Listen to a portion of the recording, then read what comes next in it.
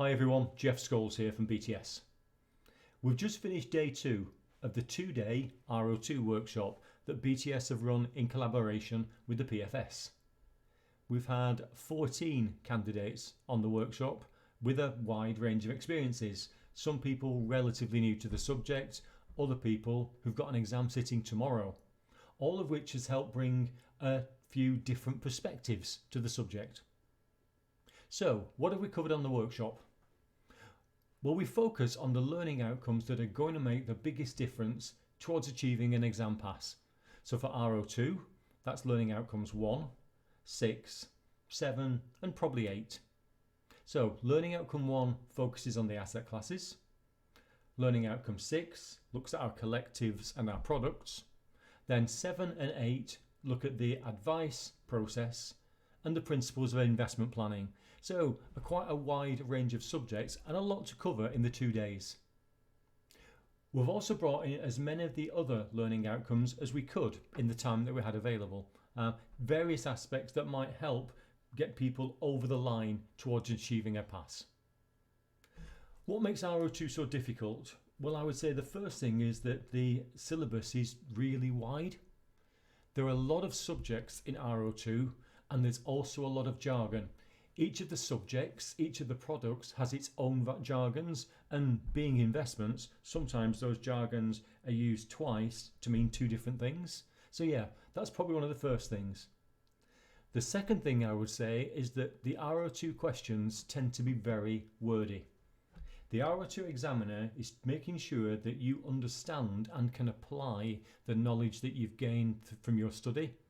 So a lot of the words in the questions won't be simple what is questions. They'll be scenario based, there'll be examples, there'll be tables in there where you're making comparisons or doing a calculation a couple of times and seeing which produces the highest or the lowest result.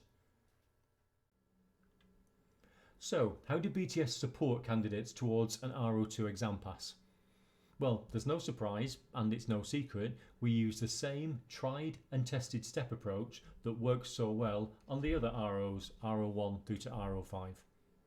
The step approach is made up of study, train, e-learn and practice.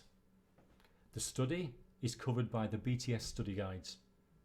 BTS produce our own version of the study guides as a direct replacement for the study material provided by the examining body. It covers the syllabus in a different way. The learning is incremental, so that you learn the things that you need to know one step at a time. It's crammed full of sample example questions, graphics, even a bit of humour, anything to help you remember the subject and apply it in the exam itself. There's also a full specimen exam included in the study guides, so you can start to get some exam practice before you move on to the next stages. The next step in the STEP approach is T, train. They're workshops, either face-to-face or remote workshops, similar to what we've been running with the PFS last Friday and today.